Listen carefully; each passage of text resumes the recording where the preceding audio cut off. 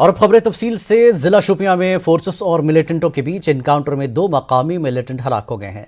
Security forces ने जिला headquarter Shopian से करीब 15 किलोमीटर की दूरी पर वाक़े कलबल मांत्रीबुक इलाके में आज सुबह मिलिटेंटों की मौजूदगी की इत्तला मिलने पर मुहासरे में लेकर घर घर तलाशी ऑपरेशन शुरू किया। तलाशी करने की गर्ज से जब सिक्योरिटी फोर्सेस मंजूर अहमद राथर वल्द गुल राथर की रिहायशगाह की तरफ बढ़ने लगी तो यहां मौजूद मिलिटेंटों ने सिक्योरिटी फोर्सेस पर फायरिंग की, जिसके साथ ही एनकाउंटर शुरू हुआ। इस दौरान सिक्योरिटी फोर्सेस ने मिलिटेंटों को खुद सुपुर्दगी का मौका भी दिया, तहम मिलिटेंटों ने खुद सुपुर्दगी करने से इनकार कर दिया। इस एनकाउंटर में 2 मकामी मिलिटेंट मारे गए। जराये के हवाले से जिनकी शनाख्त समीर अहमद शाह वल्द नज़ीर अहमद शाह साकिन दानगाम शोपियां और रईस अहमद मीर साकिन चिनार बाग पुलवामा के तौर पर हुई है, तहम सरकारी तौर पर अभी तक मारे गए मिलिटेंटों की शनाख्त जाहिर नहीं की गई है। एनकाउंटर के दौरान एक रिहायशी मकान को भी नुकसान पहुंचा है। दोनों मिलिटेंटों से हथियार और दीगर काबिल एतराज चीजें बरामद हुई हैं।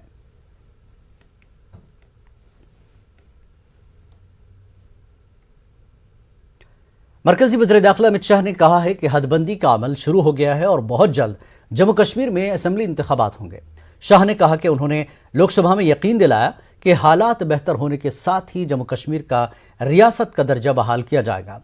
उन्होंने कहा कि यूटी में कई तरक्याती प्रोजेक्ट चलाए जा रहे हैं। रिकॉर्ड तादाद में सयाहों ने जम्मू कश्मीर की सैर की है। लोग बरह रास्त हुकूमत की स्कीमों से मुस्तफीद हो रहे हैं। अमित शाह ने वर्चुअल तरीके से जम्मू कश्मीर के लिए डिस्ट्रिक्ट गुड गवर्नेंस इंडेक्स जारी किया। उन्होंने कहा कि मोदी हुकूमत जम्मू कश्मीर की हमाजहत तरक्की के लिए कोशा है। उन्होंने नौजवानों से अपील की कि वो कुछ मफाद परस्त अनासिर के बयानात से किसी किस्म के बहकावे में न आए। वज़ीर आज़म और यूटी इंतजामिया पर भरोसा रखें। शाह ने कहा कि 370 की मनसूखी के बाद दहशतगर्दी के वाक़यात में 40% और अमवात की शरह में 57% कमी आई है। अभी जम्मू कश्मीर के नागरिक भाइयों और बहनों, आप सभी को आज जिला सुशासन इंडेक्स के लिए मैं बहुत बहुत बधाई देना चाहता हूं। मित्रों, आज ये सुशासन इंडेक्स जो शुरू होगा, जिलों के बीच में जो स्पर्धा होगी, इससे जिले के तंत्र को सुधारने के लिए, उसको लोकाभिमुख कराने के लिए, उसको परिणाम लक्ष्य बनाने के लिए और उसको डिलीवरी देने वाला तंत्र बनाने के लिए बहुत बड़ा फायदा जम्मू कश्मीर के आम नागरिकों को होना है। केंद्र सरकार की नीतियां, योजनाएं और कार्यक्रम, राज्य सरकार की नीतियां, योजनाएं और कार्यक्रम, ये सभी का जिला स्तर पर मॉनिटरिंग इंडेक्स के अंदर समाहित किया गया है। जिला गुड गवर्नेंस इंडेक्स द्वारा किया गया मूल्यांकन बुनियादी ढांचे को भी सुधारने के लिए एक अच्छे प्रकार का मानांक सेट करेगा और लक्ष्य तय करने में भी इससे बहुत बड़ी सुविधा होगी। जम्मू कश्मीर जिला सुशासन सूचकांक में 116 डेटा आइटम के साथ शासन के 10 क्षेत्र और 58 सूचकांक लिए गए हैं, जिसमें कृषि सेवाएं हैं, वाणिज्य और उद्योग है, मानव संसाधन है, पर्यावरण है, न्याय और सार्वजनिक सुरक्षा है, सामाजिक कल्याण और विकास है। इस प्रकार के 10 विभागों को ये इंडेक्स सूचकांक के रूप में तुलनात्मक अभ्यास कर राज्य की जनता के सामने रखेगा। तो मुझे लगता है प्रशासन पर भी दबाव होगा और प्रशासन भी इसको सुधारने के लिए जी जान से आगे बढ़ेगा। जहां तक डेमोक्रेटिक प्रोसेस का सवाल है, डिलिमिटेशन शुरू हो चुका है। शुरू होने के बाद तुरंत ही हम चुनाव कराए जाएंगे और उसके बाद ये लोग भले कुछ भी कहे, जम्मू कश्मीर को पूर्ण राज्य का दर्जा देने के लिए भी मैंने खुद ने लोकसभा के अंदर आश्वासन दिया है कि जैसे ही स्थिति सामान्य हो जाएगी, जम्मू कश्मीर को पूर्ण राज्य का दर्जा मिलेगा। परंतु मेरा आप सबसे आग्रह है कि विकास की ओर ध्यान दीजिए, विशेषकर युवा, घाटी का युवा विकास की प्रक्रिया में हिस्सेदार बने। नई राजनीतिक प्रक्रिया, लोकतांत्रिक प्रक्रिया चालू हुई है, इसमें हिस्सेदार बने और अपने भविष्य को सुवर्णमयी बनाए। इस मौके पर खिताब करते हुए मरकजी वजीर डॉक्टर जितेंद्र सिंह ने कहा कि 370 की मनसूखी के बाद जम्मू कश्मीर में गवर्नेंस के अमल में बेहतरी आई है। यूनियन टेरिटरी बनाने और 370 मनसूख करने से मुतल्लिक़ मुख्तलिफ मरकजी कवानीन यहाँ नाफिज हुए हैं। सिंह ने कहा कि हुकूमत ऐसे कई प्रोग्रामों और स्कीमों को नाफिज करने की ख्वाहिश रखती है जिनसे आम लोगों को फ़ायदा मिलेगा। उन्होंने कहा कि जम्मू कश्मीर में सरकारी भर्तियों के लिए कॉमन एलिजिबिलिटी टेस्ट CET और रवा बरस नाफिज किया जाएगा। महत्वपूर्ण निर्णय जो हम जम्मू कश्मीर में शायद संभवतः इसी साल लागू करें, जो एक सूचना का भी वायस है कि common eligibility test for government recruitments. गुजरे समय में क्या होता रहा, आज बैंकिंग की सिलेक्शन का इम्तहान है चंडीगढ़ में, दूसरे दिन रेलवे का है दिल्ली में, तीसरे दिन CSS का है जम्मू में। 3 तिथियां 3 केंद्र, हर जगह किसी युवा के लिए पहुंचना कई बार संभव नहीं रहता, कुछ आर्थिक दिक्कतें होती है। विशेषकर महिलाओं को, बेटियों को एक समान लेवल प्लेइंग फील्ड देने के लिए हमने ये निर्णय किया है कि देश भर में एक ही एलिजिबिलिटी टेस्ट रखेंगे तमाम की तमाम सरकारी नौकरियों के लिए, और उसकी वैलिडिटी 3 वर्ष तक रहेगी। और महत्वपूर्ण सूचना यहां पर यह भी देनी है कि जम्मू कश्मीर के 20 जिलों में से प्रत्येक जिले में कम से कम एक सेंटर होगा, ताकि किसी भी युवा को अपने जिले से बाहर ना जाना पड़े, उसको उसकी आर्थिक दुविधाएं न झेलनी पड़े। LG मनोज सिन्हा ने बेहतरीन कारकर्दगी दिखाने वाले अजला को मुबारकबाद पेश की है। उन्होंने बेहतर नताज हासिल करने के लिए जिला मजिस्ट्रेट से हर जिले में 2 बरस के लिए विजन डॉक्यूमेंट बनाने को कहा है।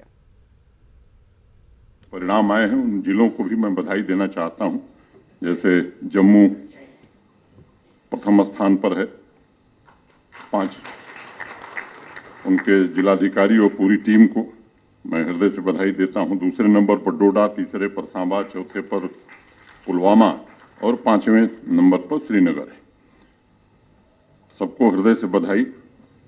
अलग अलग सेक्टर में सुशासन के वादे को निभाने के लिए अन्य जिलों ने भी अनेक प्रयास किए हैं। आज क्या समस्याएं हैं, भविष्य की चुनौतियां क्या हैं और उनकी तैयारी कैसे करनी है, मुझे लगता है इस पर हमें विचार करने की जरूरत है। किसी जिले ने किसी सेक्टर में बेहतर काम किया है।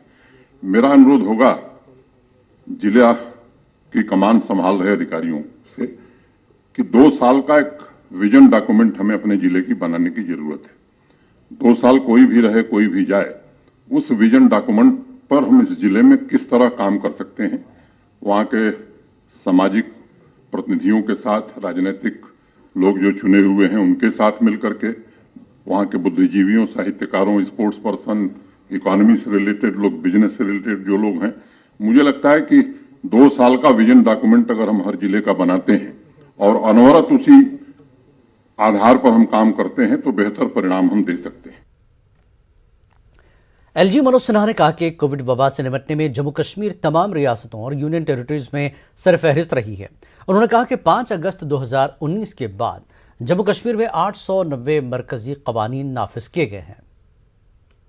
मंत्री जी और प्रधानमंत्री जी के मार्गदर्शन में कोशिश हम सब कर रहे हैं कि प्रभावशाली ढंग से नीतियां आगे बढ़ें, सुशासन का हर एक अंग गतिशील हो।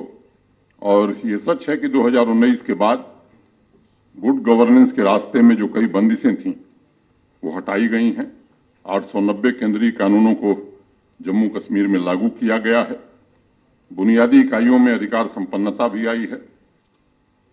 सुशासन दिवस 25 दिसंबर को देश मनाता है, वाजपेयी जी का जब जन्मदिन है। गृहमंत्री जी ने उस दिन 2020-21 का जो नेशनल गुड गवर्नेंस इंडेक्स जारी किया था, उसमें भी 4 सेक्टर्स में, एग्रीकल्चर, कॉमर्स तथा इंडस्ट्री, पब्लिक इंफ्रास्ट्रक्चर, जुडिशियरी एवं पब्लिक सेफ्टी, इसमें जम्मू कश्मीर का प्रदर्शन सबसे बेहतरीन था। और 2019 के मुकाबले हमारी रैंकिंग उसमें काफी बेहतर हुई है। 11 नॉर्थ ईस्टर्न स्टेट्स तथा हिल स्टेट्स में इंडस्ट्री सेक्टर में जम्मू कश्मीर की रैंकिंग नंबर 1 है, जो मैं समझता हूं कि आदरणीय गृह मंत्री जी के मार्गदर्शन में किए जा रहे इंडस्ट्रियलाइजेशन के प्रयासों और ट्रेंड ह्यूमन कैपिटल तैयार करने के हम सबके प्रयास से बढ़ती हुई रैंकिंग में साफ तौर पर नजर आ रहा है। जम्मू कश्मीर में कोविड के मुस्बत केसेस में काफी तेजी से इजाफा हो रहा है। गुज़श्ता 24 घंटों के दौरान मजीद 6,568 नए मुस्बत केस सामने आए हैं। जम्मू खित्ते में 1,875 और कश्मीर में 4,693 नए केस दर्ज किए गए। यूटी में गुज़श्ता 24 घंटों के दौरान 7 मरीजों की मौत हुई है। इनमें जम्मू से 5 और कश्मीर से 2 हैं। 2,330 मरीज सेहतियाब हुए हैं।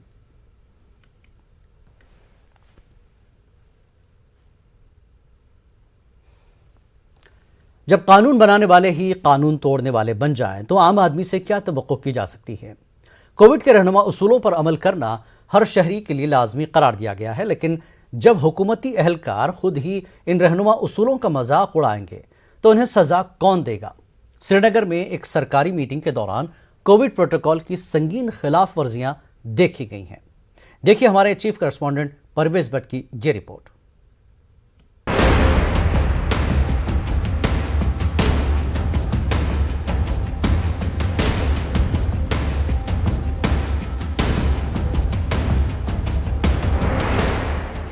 जिला श्रीनगर में जारी कोविड वैक्सीनेशन मुहिम की सूरत हाल पर नजर रखने के लिए जिला इंतजामिया ने आज बैंक्वेट हॉल श्रीनगर में एक मीटिंग की। इस मीटिंग की सदारत additional district development commissioner Srinagar Khurshid Ahmad ने की और इसमें महकमे सेहत और तालीम दोनों के अफसरान ने शिरकत की। ये मीटिंग बजाते खुद कोविड प्रोटोकॉल की एक बड़ी खिलाफ वर्जी थी, क्योंकि डिजास्टर मैनेजमेंट के वाज़ेह अहकामात के बावजूद 100 से ज्यादा ओहदेदारों ने इस मीटिंग में शिरकत की, जबकि इंडोर इज्तिमात को सिर्फ 25 अफराद तक महदूद रखा गया। अब आइए मनाजिर देखते हैं। इनमें से ज्यादातर अहलकार जो दिन रात आम लोगों को मास्क पहनने का दर्स दिया करते हैं, खुद अपनी ठुड्डियों तक मास्क लगाए हुए हैं। गोया ये वायरस सिर्फ मुंह से दाखिल होता है, नाक से नहीं। बहुत से अहलकारों ने मास्क पहनने की जहमत तक गवारा नहीं की, बजाय इसके कि उन्होंने अपनी ठुड्डियों पर मफलर लगा रखा था। अब इस शरीफ आदमी को देखें, कैमरे को देखकर वो किस तरह अपना मास्क एडजस्ट करने की कोशिश कर रहा है। इन अहलकारों की क्या गलती है जब मीटिंग की सदारत करने वाले एडीसी खुद ठुड्डी पर मास्क लगाए हुए हैं। मीटिंग कोरोना का हॉटस्पॉट था, क्योंकि कौन जानता है कि मीटिंग में शरीक कितने अफराद कोविड पॉजिटिव थे। यहाँ तक कि इस मीटिंग में शरीक लोगों ने भी ऐसी मीटिंग के इनेकाद पर नाराजगी का इजहार किया। क्या आप मानते हैं कि ऐसे मीटिंग्स करना कोविड को बुलावा देने लायक नहीं है? हाँ, वो तो जाहिर सी बात है, वो तो है। अब क्या करेंगे। तो आप ये एलजी साहब ने मीटिंग बुलाई थी, तो इस वजह से हमें आना पड़ा। कितना खतरा रहता है ऐसी मीटिंग्स में कोविड फैलने का? बहुत सारा। अब हम क्या करेंगे, हम तो मजबूर हैं हम आने के लिए।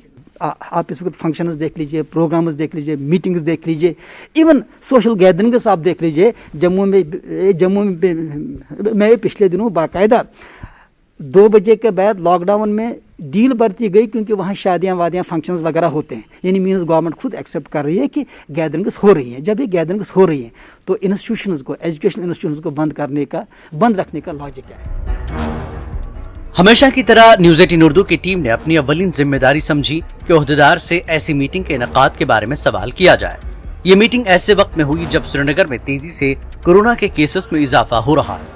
सवाल पूछने पर हमेशा की तरह उनके पास वही पुराना बहाना और झूठ है। आप भी गौर से सुनिए एडीसी का इस मीटिंग के इनेकाद से मुताल्लिक क्या कहना है। आज जो मीटिंग यहाँ पे हुई है, ये भी एक वायलेशन है, क्योंकि 25 लोग सिर्फ मीटिंग में अलाउड है और यहाँ पे 100 से ऊपर लोग थे। दूसरा, मास्क पहनने का तरीका जो है, हमने काफ़ी सारे यहाँ पे ऑफिसर्स को देखा जिनके मास्क यहाँ पे चिन से नीचे थे। वायलेशन जो आप बता रहे हैं कि वैक्स, आज इस मीटिंग में आपने देखा है कि मास्किंग के बगैर हम किसी को अलाउ नहीं करते हैं। बाकी जो हमारा ये मीटिंग हॉल है, इसमें कैपेसिटी है, तो इसमें हमने सोशल डिस्टेंसिंग का ख्याल रखा है पूरा इसका। न्यूज़ 18 उर्दू ने हमेशा ये पैगाम दिया कि कोविड-19 से हिफाजत, समाजी दूरी, हाथ की सफाई और मास्क पहनने में मुज़मिर है, लेकिन इसके साथ साथ हम इन मामलात को उठाने में नहीं हिचकिचाएंगे जहां कोई भी कोविड प्रोटोकॉल की खिलाफ वर्जी करता हुआ पाया जाएगा, चाहे वो अहलकार हो या कोई और। हर शाख पे उल्लू बैठा है, अंजाम गुलिस्तां क्या होगा, ये मुहावरा बिल्कुल आज की इस मीटिंग के हवाले से फिट बैठता है, क्योंकि इस मीटिंग के दौरान कोविड गाइडलाइंस की धज्जियां उड़ाई गईं। पहला, सरकार का ही आदेश है कि 25 से ज़्यादा लोग इंडोर मीटिंग्स में शामिल ना हों, लेकिन यहाँ 100 के करीब लोग इस मीटिंग में शामिल हुए। दूसरा, हमने देखा कि जो लोग लोगों को नसीहत करते हैं कि मास्क किस तरह से पहना जाए, उनकी मास्क यहाँ चिन तक रखी हुई थी। ऐसे में सवाल पैदा ये होता है कि क्या जो अहकामात हैं क्या वो सिर्फ आम लोगों के लिए हैं या फिर इन अफसर लोगों के लिए भी। जहांगीर अजीज के साथ परवेज़ भट्ट, न्यूज़ 18 उर्दू, श्रीनगर। खबरों का सिलसिला जारी रहेगा एक ब्रेक के बाद।